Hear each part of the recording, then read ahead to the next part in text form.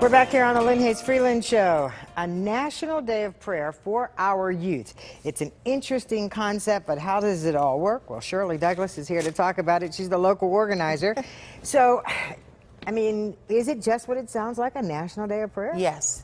And national means that it's not just for the city of Pittsburgh. It is for the nation to pray at 3 o'clock on Saturday, September the 30th.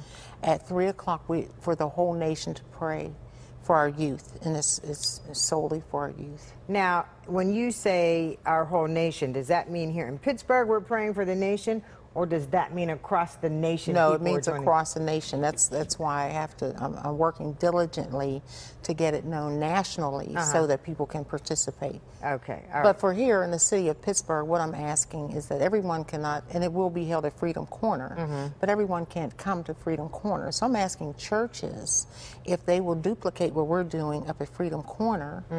You know, and it doesn't have to be from 11 until 3:30. It can be from 2 to 3:30, whatever, as long as we're all praying at the same time, 3 o'clock on September the 30th. On September the 30th. Yes. So, take me back. Why did you get involved with this effort? Well, you know what? I've been having prayers since I would say about 1985. I've done, you know, the citywide day of prayer. And then there was the citywide day of prayer for our youth, but this is now the national, and this is a vision that God gave to me to see. And when I do presentations, I actually ask people to close their eyes and visualize a whole nation praying at the same time for the same purpose for our youth, and that's the vision that God gave me. Now, was Frederick part of that motivation, though? Freddie. Or the death of your son? Well, I can't say that Freddie's death is what got me into it, because I was having prayers prior to his death. However, when you lose a child, and I've lost two, you know, I hate to not, you know, talk about Freddie and not talk about Jansen. Sure. But I lost Jansen while he was riding a bike. I was working at Volkswagen at the time, and he was at my mother's house. And he was riding his bike. He was riding. There's a laundromat on Homewood and Lang, but it used to be a laundromat. Now, I mean, not a laundromat, but a gasoline station. Okay. And he had put air in his tire, so he was crossing over from the gasoline station to, you know, ride his bike, and he, you know, went behind a bus, and was hit. And was hit by a car? Yeah, well, a truck. A truck. Yes. Okay. And then Frederick, you always say to me, you had the unfortunate distinction of being the first homicide of 2014. That's right. But again, even with Freddie, God allowed me to have time with him, because he had asked me, you know, to come and pick him up so he could get his paycheck from his dad's business. And you know, and I picked him up from his dad's house. That's what he asked me to do. So we ended up getting stuck on River Roads, which gave us more time together. And we were sitting in the car, and he loves Kevin Hart. Okay. Okay, so in that movie, Ride Along was coming out that night. And so I said, well, Freddie, you know what? No, it was the next day, Friday. It was supposed to be on Saturday. When does it come out? I think doesn't Friday. matter. Yeah, it really doesn't matter. Yeah. And so I said, okay, well, I'll be in church from, you know, this time to this time, and then from 7 to 9 in the evening. I said, so we'll go in between. And he said, it's a date. But God had his own date for him. But what I do thank God that I got to, well, we were in the car talking. I said, Freddie, I know God is so pleased with you. And he said, Mom, you think God is pleased with me? I said, yes. And I began to tell him why. Why? You know, that I believe that God was pleased with him.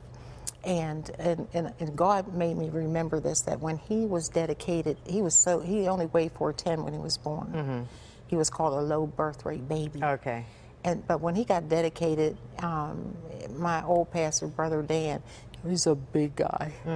And Freddie even though he was 6 weeks, because that's when you get your child dedicated after 6 weeks, Right. he was still tiny. And this great big man was holding him. And so when Brother Dan said, everybody... I'm going to fast raise your-" forward you just Yeah. a little bit, only because I don't want to run out of time before we talk about the event on the 30th Okay. and what you want people to do today. What are you looking for today? What I'm looking for is for people to come out and pray at the same time. And even if you can't make it to Freedom Corner, just say your prayer at 3 o'clock for our youth. Okay. But are you not looking for vendors and groups to participate at this point? No, well, I do. I want everyone who will come. Now, Okay. I'm not necessarily vendors. asking vendors. Okay. But we are serving hot dogs and a drink this year. Okay, all right. Just, you know, and I'm also asking people to bring their chairs. Okay. Okay. Because that's a long time. Yeah, that is a long time. So if somebody actually does come from 11 and they're planning on staying until 3:30, and after the prayer, you know, if there are people who would like to have their children prayed for, or there will be people there to pray for their child, you know. Okay. And so And that's Labor Day weekend, right? September 30th. It's oh, 30th. Okay.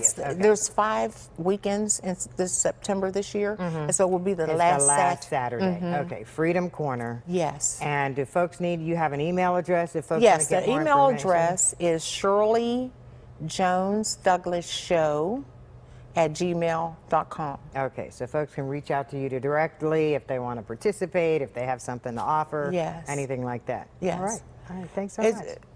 Do I have time to talk about a grief program for parents who have lost If children? you can do it in 30 seconds. Okay, anyone who has lost a child or whatever, there's grief counseling that is available at Covenant Church of Pittsburgh, run by Tony Turner. Her number is 412. That's okay. They can email you and get the 4147. information. Or they can call Covenant Church of Pittsburgh. Okay. All right. There you go. Thank We're going you, to take a Lynn. commercial break. When we come back, we're going to talk about a new bakery opening up. So don't go away when the Lynn Hayes Freeland Show continues.